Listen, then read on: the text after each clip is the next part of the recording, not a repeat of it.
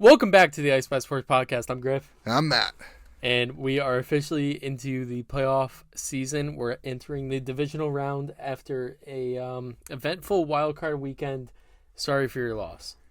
Hey, man, it is what it is. It's a blessing in disguise. disguise. Fair, you did say you were not very confident. And if you weren't an Eagles fan, you said you were picking Tampa Bay. Yeah, I'll take the dub on that one. Yeah.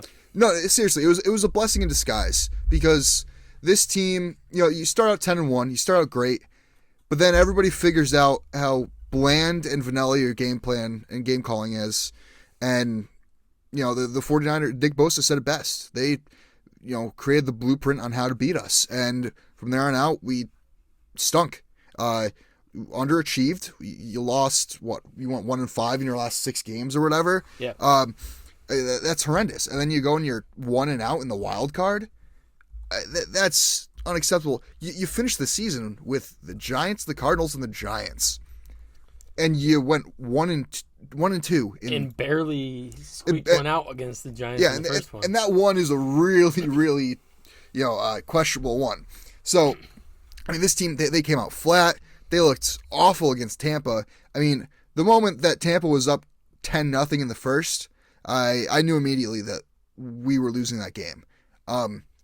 I couldn't even be mad by the end of it because I just became so numb with disappointment and sadness. And I wasn't even depressed. I was just at this next level of sadness where nothing affects you anymore because you've just been so desensitized to feeling sad that it's like this feeling of nothingness, and that is what I experienced.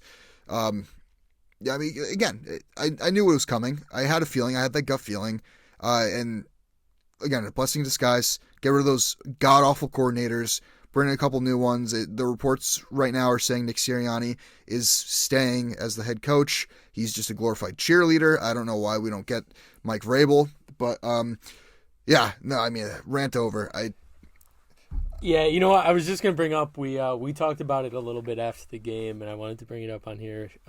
You think Sirianni should be gone, correct? Yeah. I don't know. Yes, he has a winning record as a head coach, correct. Yes, we went to the Super Bowl last season. That's last season. What have you done for me lately? No, seriously, I don't care about those first 2 seasons because those first 2 seasons, he had 2 great coordinators. He had an offensive coordinator and defensive coordinator. They're both head coaches right now. Yeah. You lose that after going to the Super Bowl. 2 very good head coaches already, too. Right. Yeah, two very, very competent head coaches, overachieving head coaches, if you will. And that's a wash. You can't count that because he was getting carried by his offensive coordinators. Now, coming this season, he has to promote somebody. He promotes Brian Johnson from in-house. Brings in Sean Desai from Seattle. He got rid of Desai. Well, Desai still was in the organization, but he pretty much benched Desai for Matt Patricia, thinking that was going to be an upgrade, and it was the complete opposite. It was a downgrade. He's just had so many questionable head coaching calls this whole season, and he's sitting there and he's taking the blame for all of this, right? All season, he's like, oh, it's my fault, it's on me, this and that. Well, then why do you still have a job if it's all your fault? Why are the coordinators gone if it's your fault? You know what I mean? And the fact that, best case scenario, we get 2 great coordinators, it works out next year.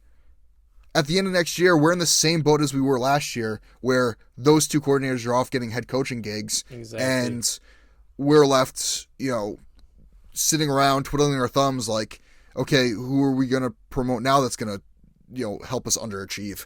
Our window is starting to close. I mean, Jason Kelce, reports are saying he's retiring. No, he hasn't confirmed it yet, but I mean, the way he went out in that Tampa game, I don't see how you don't think that he's retiring. I mean, the way he hugged Jeff Stoutland, he had tears in his eyes. You don't get that emotional unless that's your last game. And the way he went out was horrible. Oh, no, 100%. What a bad way to go out. Yeah, and you really got to feel for Jason Kelce. And that's on Nick Sirianni as well. I mean, you had a team that was supposed to be a Super Bowl contender, and you're losing to the Buccaneers, who barely won their division in the wild card round. And it wasn't close. It was a blowout. It was embarrassing. Yeah, no, I mean, I personally, I think Sirianni should be gone. I don't care. I think being a first round exit in the playoffs, I tweeted this out already today, is just as bad as not making the playoffs at all. You might as well not make the playoffs. You're going to be a first round exit. I mean, that's fair. Well, I mean, but look at the last 3 years. I mean, yeah, we overachieved in 3 years ago when Sirianni's first year here. Last year we make the Super Bowl, but we lose in the Super Bowl. Mm-hmm. And then this year we come in and we start great first half of the season. Second half we become a dumpster fire. I don't know, man. 3 years, high expectations, and no Super Bowl. And I'm a firm believer you got to give a coach 3 years. We've given Sirianni his 3 years, and this team's regressed. Well, I think the issue here is, like, you look at the team on paper, you look at how the players performed in the first 3 quarters of the season. Yeah. The team's full of talent on both sides of the ball. Mm-hmm. The problem is you've got, like you said, that window's closing. You've got aging players. Kelsey probably gone. Fletcher Cox. Yeah, well, he cleared out his locker. He was one of the first to clear out his lockers. He's probably retiring. Him and Shaq Leonard. Lane Johnson's maybe got 1 or 2 years left. Yeah, if that. Yeah, he said he's definitely coming back for at least one more year. Yeah, Brandon Graham is coming back for one more year on a farewell tour. Yeah, he came out and said. But again, you're getting these players now. They're way past their prime now. I mean, Brandon Graham was kind of a non-factor this year. Yeah, he's just a rotational defensive end at this point. Yeah. I mean, Lane Johnson's still playing at an elite level, but how long can you keep that up for? Exactly. Especially, the way injuries have hit him. It's a closing window, and something needs to change. Something needs to give. Yeah. And I don't think bringing in somebody like Frank Reich is the answer. I mean, I've seen a lot of us linked to him. I know he's a former Philly guy, but he was so bad with the Panthers, they didn't even let him finish out the year. Yeah, not you brought up give a coach 3 years. They didn't even give him a full year. So right. Yeah, I mean, that's a whole nother point, though. That team was just so bad. But it was. Yeah. Let's move on. Let's recap some of the games real quick. Yeah. My Houston Texans absolutely, utterly destroyed, demolished, embarrassed the Cleveland Browns. I don't care who you are. Nobody saw this coming. Except for me. No, yeah.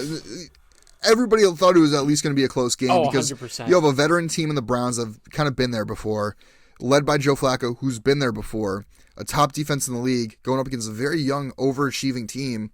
Everybody thought, well, not everybody, most people thought, the Texans are there, just happy to be there type thing. Right. No, I think it was the other way around. I think the Browns were happy to be there. After what they went through this year, all the injuries. Yeah. CJ Stroud, 16 of 21, 274 and 3 touchdowns. 157.2 rating. Yeah, I mean, Nico Collins 6 for 96 and a touchdown. Brevin Jordan had a catch for 76 and a touchdown. Yep. Schultz had 1 catch, 37 and a touchdown. Shout out John Mechie. He actually put together a decent game. John 3 catches, 44 yards. Flacco, I mean, outside of his turnovers, okay. But those 2 turnovers, they were big. They turned into big sixes. Yep. I mean, you're looking at a score of 31-14 versus 45-14. Correct. That's a pretty big difference. It doesn't look as much of a blowout. And shout out Davis Mills, the long neck, one of one, 6 yards. I mean, 91.7 rating. I think the one bright spot on Cleveland was David Njoku. He is a top-tier tight end now. Yeah, he's been the bright spot all season. Top-tier tight end, 7 for 93. Didn't score, but, I mean, led the team in targets. I think going into next year, fantasy-wise, he's a top 3 to 5 tight end, I'd say. Yeah, no, I agree. I mean, he finished the season really strong. Another guy that sticks out to me, somebody I was really big on coming out of college, hasn't really caught on in the league, is Harrison Bryant, their backup tight end. 6 targets, caught 4 of those for 65 yards. I mean, this is a guy that, they use primarily as a blocker, but he does have that receiving threat ability. Yeah, he only had 13 catches in the regular season. Yeah, but he can get the yak, he can get the yards after catch. He's a really good athletic tight end. He's kind of lived in Njoku's shadow. It's nice to see them utilizing a 2 tight end set and actually getting him involved. Yeah, Cleveland, they got some things to figure out going into next year. One of them is at the quarterback position. Well, yeah. Moving on, that's a touchy subject. Yeah, it is. Moving on, we got Dolphins getting smoked by the Chiefs. Dolphins put up 7 points in the first half, finished with 7 points. Tua, 20 of 39, 199, a touchdown and a pick. Looked really bad. Mahomes did not look great either. 23 of 41, 262 and a touchdown. It was freezing. I was just about to say. It was freezing there. Give him benefit of the doubt. The weather was horrible. There was multiple people hospitalized that went to the game because it was so cold. Isaiah Pacheco was putting holes in the ground. Yeah, he runs so angry, dude. It's so funny. Rashee Rice, absolute stud. 8 for 130 and a touchdown. He's really good. And Travis Kelce actually did something. Travis Kelce, 7 for 71, had a good game. Yeah. It's kind of hard to take really anything away from that game other than the fact that the Chiefs are better at playing in cold weather than the Dolphins. Well, and I think you can take away that Rashee Rice is here to stay. And that KC defense is good. And Rashee Rice is Rashee Rice is probably their wide receiver one of the future. Yeah, I think Kelce isn't their number one target anymore. No. It's Rashee Rice now. Rashee Rice, 12 targets to Kelce. Still 10, but you look at what he's done all season. Rice the past 7-8 weeks is getting more targets than Kelce for sure. Oh yeah, big time. Yeah, it's I think Rashee Rice is going to be a stud next year in fantasy. 100%. I took him 15th round. He's my keeper next year. Oh, nice. Moving on to the Sunday games. Packers absolutely stun the Cowboys. That was the only thing that made the Eagles' loss even sweeter. Is that didn't make it as bitter. It was bittersweet. Yeah. Dallas went out first round as well. Yeah, Jordan Love, 16 of 21, 272 and 3 touchdowns. Yeah, man, I love that kid, man. No, he's real deal. Yeah, he is. I feel like first half of the season, a lot of people, Packers fans specifically, had their doubts with him. Yeah, and he's really proven why he's their future. I mean, I was gonna say they keep lucking out with quarterbacks, but not really. I mean, they're really good at evaluating quarterback talent. No, that is true, and I mean their last 2 quarterbacks got to sit a couple years behind some all-time greats. Yep. So I that goes a long way. Aaron Jones. Yeah, Aaron Jones had an amazing game. 21 carries, 118 yards, 3 touchdowns on the ground. If Aaron Jones can stay healthy for a full season, he's a top 5 fantasy running back. But that's the issue, though. He can't. I heard A.J. Dillon is as good as gone. Oh, yeah. I mean, Dillon had his chance. Was he injured? Yes. Yeah. Oh, okay. Dillon had his chances when Aaron Jones was out, and that offense just was not as effective. Well, I'm just looking at Prescott's stat line right now. It's kind of a crazy one. It is pretty wild. 41 of 60, 40 attempts. Wow. 403 passing yards, 3 touchdowns to 2 picks, 2 costly picks. Yeah. Tony Pollard on the ground, 15 carries, 56 yards and touchdown. CeeDee Lamb doing CeeDee Lamb things, 9 catches, 110 yards. As bad as that look, that's off of 17 targets though. Jair Alexander had a great game. He had him locked up for that entire first half. Yeah. Jake Ferguson, oh my gosh, 10 catches, 93 yards and 3 touchdowns. I didn't realize he had 3 touchdowns. Neither did I. Or 10 catches. I don't know which. Ferguson had a great year. He did. Yeah, which made the Schoonmaker pick a little. That was the Cowboys' confusing. first loss at home this year. Yeah. That's crazy. I didn't realize that either. And Green Bay, I believe, has more playoff wins in AT&T Stadium than Dallas does. That's absolutely wild. Yeah, I love that stat. The Sunday night game was very good. It was. Lions-Rams. Lions come away with a 24-23 victory. Jared Goff against his former team. Obviously, Matt Stafford against his former team. Yep. Goff comes away victorious, 22 of 27, 277, and a touchdown. Almost didn't, though. No, he almost did not. The end of that game, man, it was a nail biter. That was a close game. That game was sick. Actually, Detroit didn't really have any business winning that game. No, they really didn't. At the end, like that was all Rams. And you got to feel for Matt Stafford. Matt Stafford just went out. He balled out. Well, and he got beat up. He got beat up and he balled out. They were on him like white on rice. 25 of 36, 367 and 2 touchdowns. Nakua had 181 and a touchdown, 50-yard touchdown grab. Correct. Yeah, Nakua. We were talking about Rashee Rice. Nakua had an even bigger day. Yeah. I mean, he's unreal, and the fact that he's a 5th-round pick, I mean, it just shows how you can get a stud receiver anywhere in that draft. So here's my question: Matt Stafford, Hall of Fame or not? Oh, easily. I mean, thank you. He's made. We've talked about this week in and week out for the past 2 seasons of this podcast. He makes everybody around him better. Yeah. So Calvin Johnson had his career year receiving, led the league in receiving yards. Well, that's all just time. Megatron things. But outside of that, I mean, he made Kenny Galladay look good. Kenny Galladay couldn't catch a cold on the Giants. But Stafford was throwing to him when he had that insane year. He made Kenny Galladay a top 10 receiver. To be fair though, I think if I was throwing a Megatron, he's still putting up numbers. But he made Cooper Kupp a triple crown. He did. He made Puka Nacua look like Cooper Kupp. Yeah, he made Puka Nacua break rookie records. Yeah, I mean Stafford literally elevates all the receivers around him. No, Matt Stafford easily Hall of Famer in my book. And now that he has the Super Bowl. 100%. I think he's one of the most criminally underrated quarterbacks of all time. I agree, and I'm at fault of that too because I repeatedly year after year, always rank him kind of towards the bottom because usually injuries playing a part, and I have recency bias. Yeah. But man, yeah, he does have greatness that needs to be acknowledged, and I mean, where is he like all time? Passing yards. That up. Amon-Ra St. Brown 7 for 110, establishing himself as one of the best wide receivers in the league. Just an unbelievable season, went over 1,500 yards and double-digit touchdowns. Goff looked unbelievable. Stafford looked really good. That was the game of the week. Yeah. So Stafford, 11th all-time passing yards with 56,047 passing yards. How close is he to Eli? He's just under 1,000 yards shy of Eli. Next year. 3,000 behind Aaron Rodgers. Yeah, we'll see what happens there. But I think Stafford has a couple more years under his belt than Rodgers.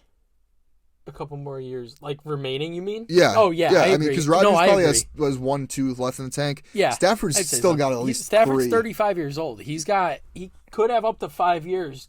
Yeah. Keep him healthy. Right. And then everybody else kind of on this list is kind of reachable. Marino, 61,000. Matt Ryan, 62,000. Philip Rivers, 63,000. Roethlisberger, 64,000. Matt Stafford could end his career top 5 in passing yards. He could. That's first ballot Hall of Famer. Yeah, I agree.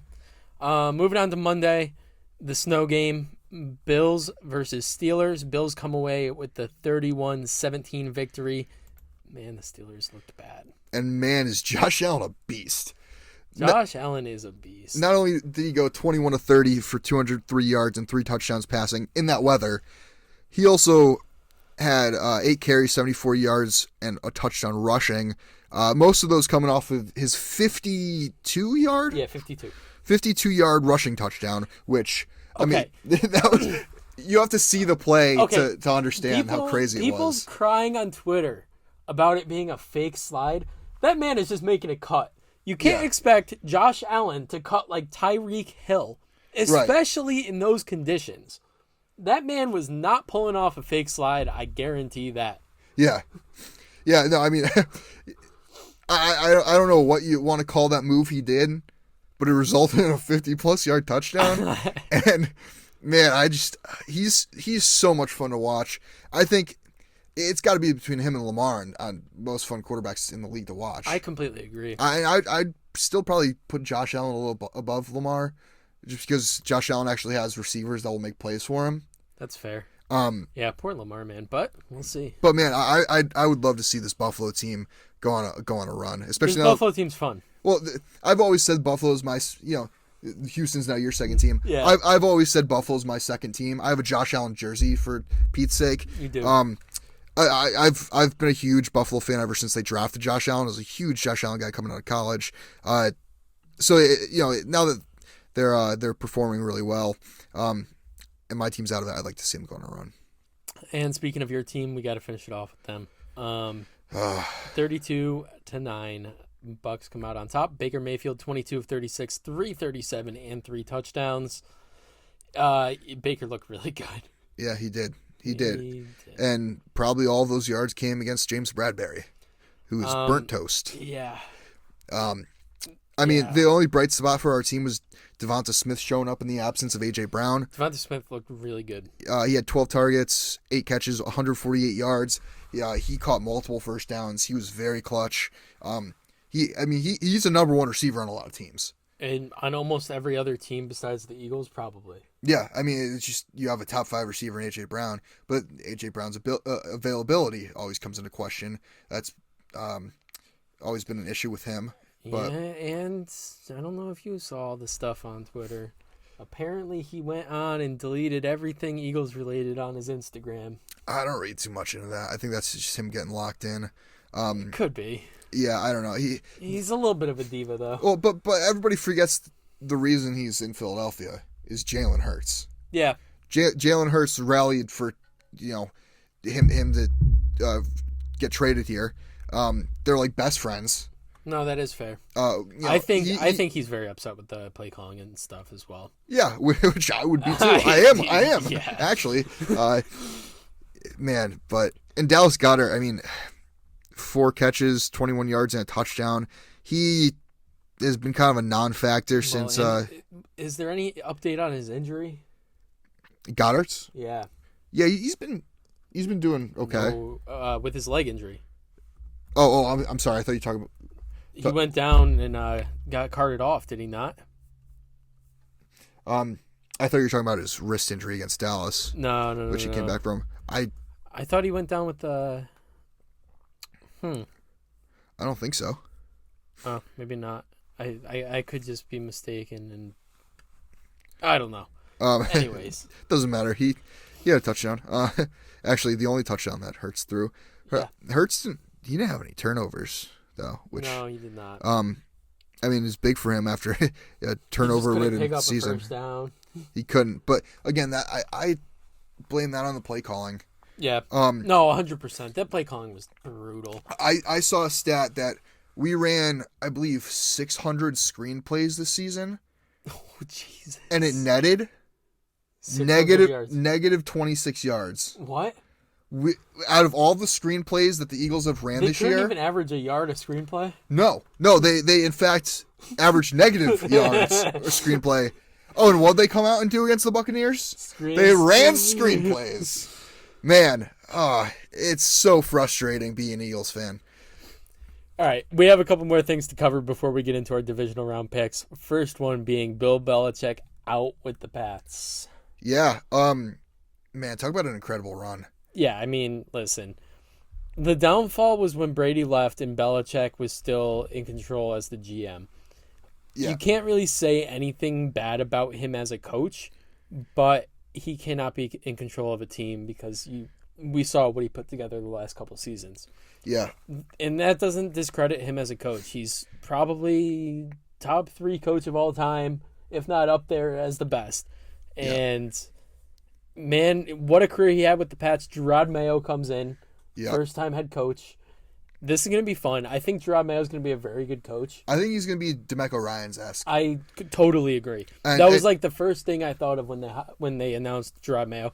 And I think that was planned all along when they parted with Belichick. I think Gerard Mayo was always the guy. Yeah, no, they said he was. They actually didn't need to sign him to a new contract because there was a clause in his assistant coaching contract that said if Belichick leaves, he will be the new head coach. Really? Like they've had this set up for years. Yeah, there's a whole article on it that apparently the Patriots have had this set up for years. Oh no, as a contingency plan to Belichick leaving. Yep. And now that he has left, so that leads me to believe that Belichick's kind of taking him under his wing and like kind of showing him showing him the reins. Gerard Mayo's going to be fine. They just need to bring in a GM that's capable of putting a team together. Yeah.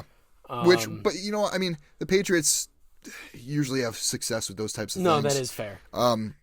Yeah, I wouldn't be surprised to see that How about happen. In Tennessee, we have some big news too. It happened right after we recorded the episode last week. It was right after we recorded. Mike Vrabel. Yeah. Can. Yeah, let's talk about a surprise firing. This is a guy that's overachieved with, the little weapons he's had. And, I mean, he's a great coach. He's, 2 years removed from winning Coach of the Year? Yeah. And you're going to fire him? Mike Vrabel is one of the best head coaches in the NFL, and I'll stand by that. I agree. We talked about it all last season, a lot this season, where no matter how bad this Tennessee team looked on paper, he found a way to keep them in every single game. Yeah. It was very rare to see this team getting blown out. And he had created a really great culture over there in Tennessee. Not to mention, what a bizarre time to fire him. It's not like they're about to enter a rebuild mode. They're kind of in the middle of a rebuild mode. Yeah. They have what should be their franchise quarterback in Will Levis. They're really offensive line away from kind of competing in that division. I think it's a really, really weird time to fire him and bring in a new coach. Yeah, I mean, now the head coach market, it's just crazy. You've got Belichick, you got Vrabel, you got potentially Jim Harbaugh. Yeah.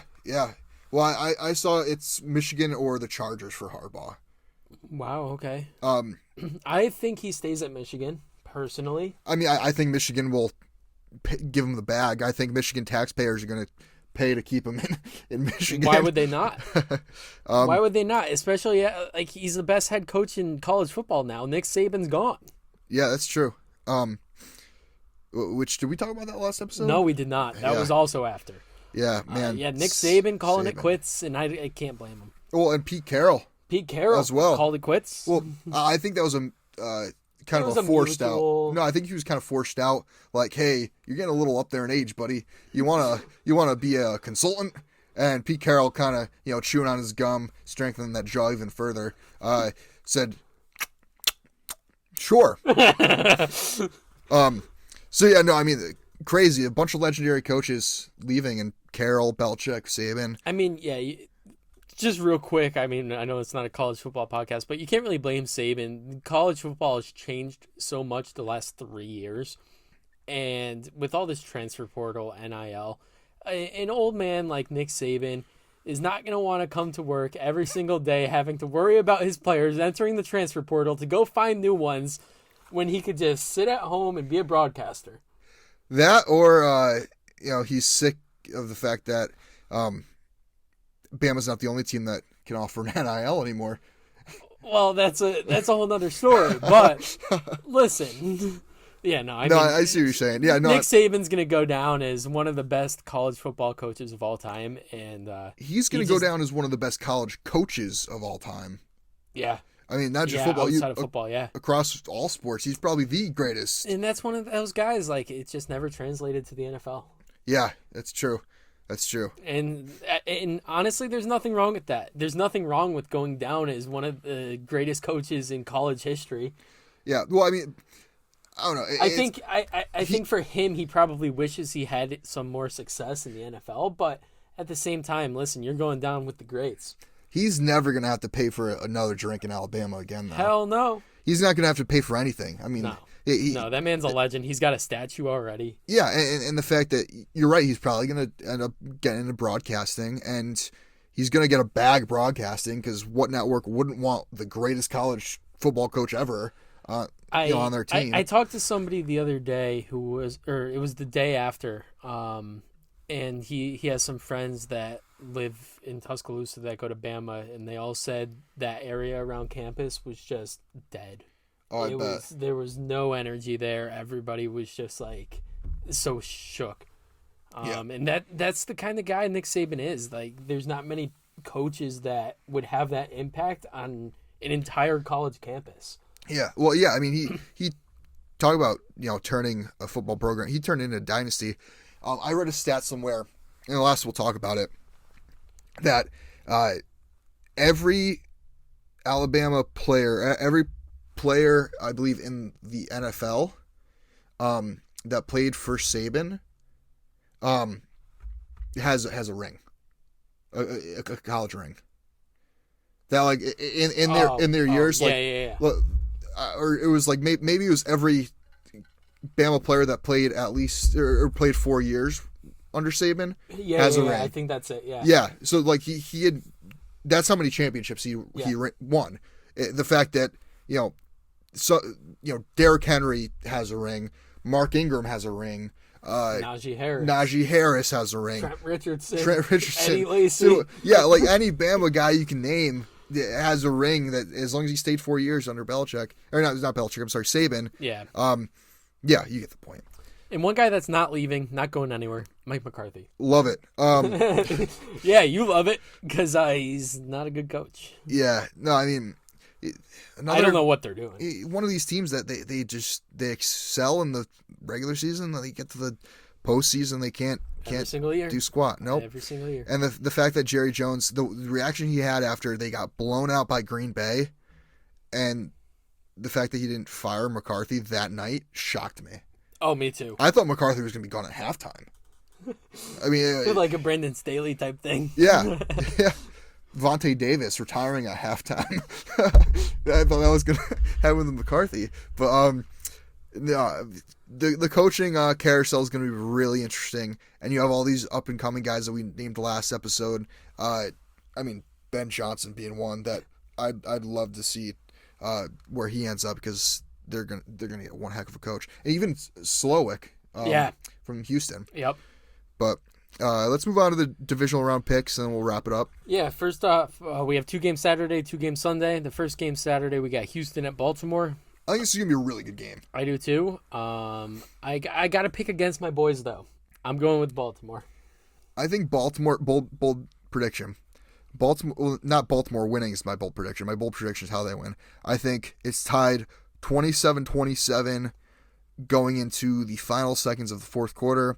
I think Justin Tucker hits a 58-yard field goal to win it. Jesus. Now, if you just called that entire thing, I don't know. Just give me the lottery numbers or something. Yeah, no, I mean, the way Houston's playing, they're a really hot team. Yeah. They're one of 2 teams that are playing really hot right now. Them and Buffalo. And Green Bay, honestly. Oh, and Green Bay. I mean, if I'm Baltimore, I'm shaking in my shoes, because also, yeah, you had that first round bye. Yeah, you're healthy, you're rested up, you're getting Mark Andrews back, but at the same time, there's trade-offs with getting that bye. Yeah. You're taking a whole week off while this team is going out and playing their butt off to come out with a win, and then they gain extra momentum going into the next week. Well, and that's what I was getting at, is the fact that Houston played that game. They have that momentum. They're riding that high, and they know they could do it. Right. And now Baltimore. I mean, it's not like they've had 2 weeks to prepare, and they didn't know who they were playing up until last week. So yeah, I think Houston has just as much of a chance to win this game. I just think Baltimore, being the more experienced team, I think they take it. I agree. Green Bay at San Fran is the other Saturday game. No, I think this is a blowout. You think San Fran blows them out? I do. I also agree with that. I think Joe Barry's defense, as good as it looked against Dallas, it's not a good defense. It's still not a good defense. No. I mean, look at they almost let Dallas come back and win that game. I think Green Bay is going to be able to put up some points, but I think San Fran's going to force a turnover here, turnover there, and be able to pull away with a 2-score lead and just kind of take off from there. See, I don't think Green Bay has the offensive firepower to keep up with San Fran. I totally agree with that. I mean, you look at what's Green Bay have? They have Aaron Jones, Jaden Reed. I mean, yeah, you have a couple other young guys that have made plays throughout the season, but I'm talking like bona fides, like playmakers, stars. And we didn't even talk about that. Jaden Reed had 0 catches for 0 yards. Yeah. Then you look at San Fran. You have McCaffrey, you have Debo, you have Brandon Ayuk, you have George Kittle. Oh, we haven't even mentioned Elijah Mitchell, who showed at the end of the season that he's still got some in the tank. I mean, some in the tank. He's still got a lot in the tank. He's young. But I mean, San Fran has so much firepower. And the fact that Joe Barry's defense, all they had to focus on last week was really CeeDee Lamb. And the best part here, we didn't even talk about San Fran's defense. Right. Yeah. It was probably the best in the league. Right. Yeah, I mean, and Dallas's defense let up towards the end of the year. Yeah. I mean, I think this is going to be a trial and true test for Jordan Love, but I don't know. I agree. I don't think it's close. I think San Fran wins by at least 17. Yeah, plus LaFleur's from the Shanahan tree, which is a cool matchup to look at. But I think if anybody knows how to stop LaFleur, it's probably Shanahan. Correct. Tampa at Detroit. Yeah, those are the two Sunday games. Tampa at Detroit's the first one. I'm going Tampa here. Interesting. Very interesting pick. I mean, not so interesting. Detroit almost lost to the Rams, but yeah, but the Rams aren't a bad team. No, the Rams proved they're really good. They could go toe to toe with Detroit. Yeah, I'm going Tampa though. I think Baker Mayfield, he takes some more smelling salts out through the tunnel and just goes crazy again. Well, that was I remember exactly where I was sitting when that happened because I looked up and I go, "There's no freaking way he just smelled like 3 smelling salts." Yeah. Like because it wasn't just one. Oh no, Buddy was ripping them. Yeah. Buddy was ripping the smelling salts. Oh man, yeah, no. Baker Mayfield threw it in upper decky. Baker Mayfield's a crazy dude. Baker Mayfield has earned his bag too. Yeah, he has. I mean, he's got to have won that starting gig in Tampa. 100%. You saw his season stats this year. Regular season stats were identical to Brady's last year. Yeah. Mind blowing. I think Detroit is the Cinderella team this year.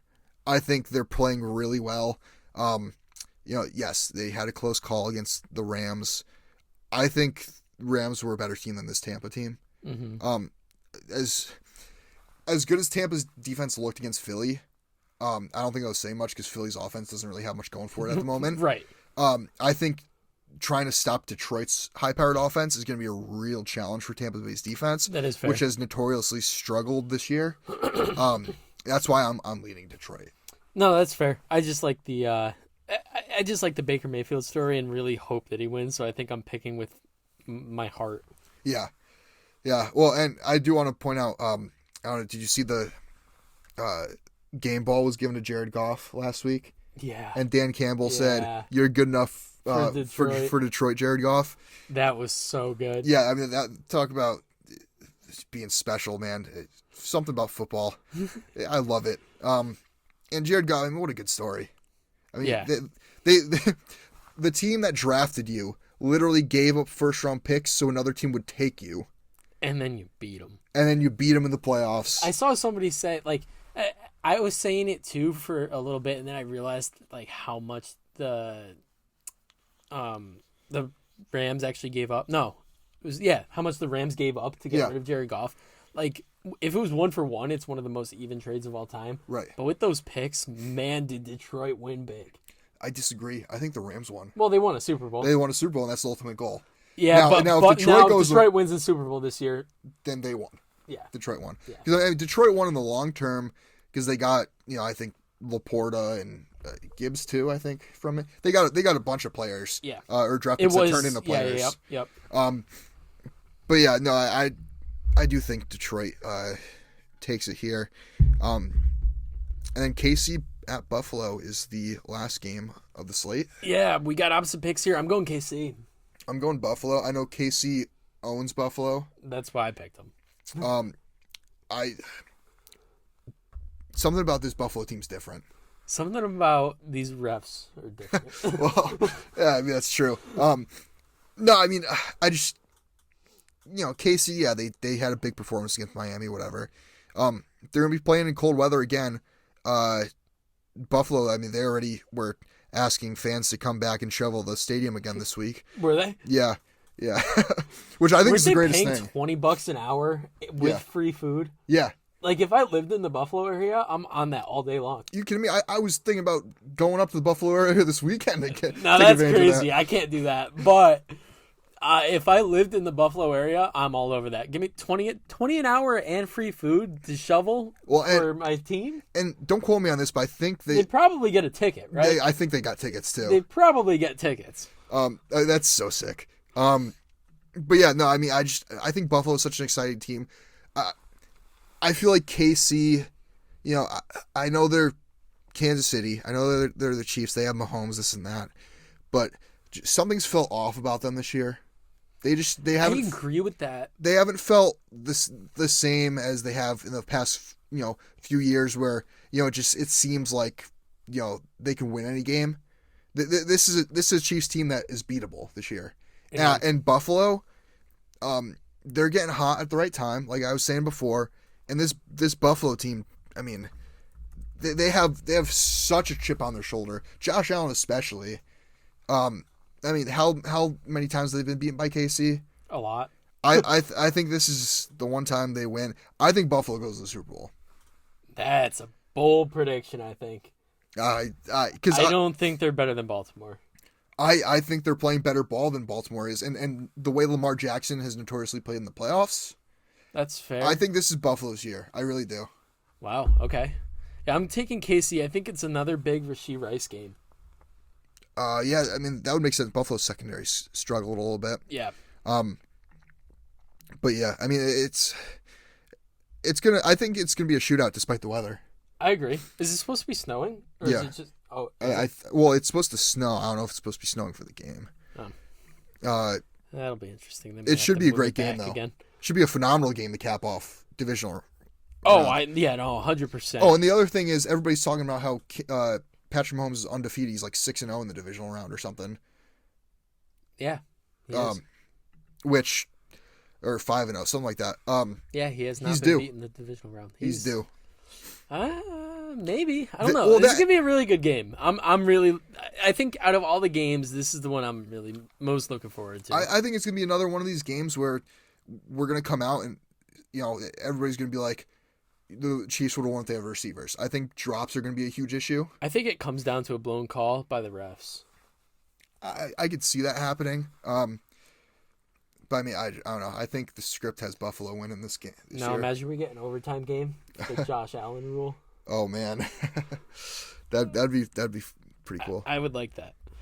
That'll pretty much wrap it up. Yeah. Hope you guys enjoyed this episode. Hope you guys enjoyed the wild card weekend and enjoy this divisional round. We'll see you guys next week. And as always, stay cool.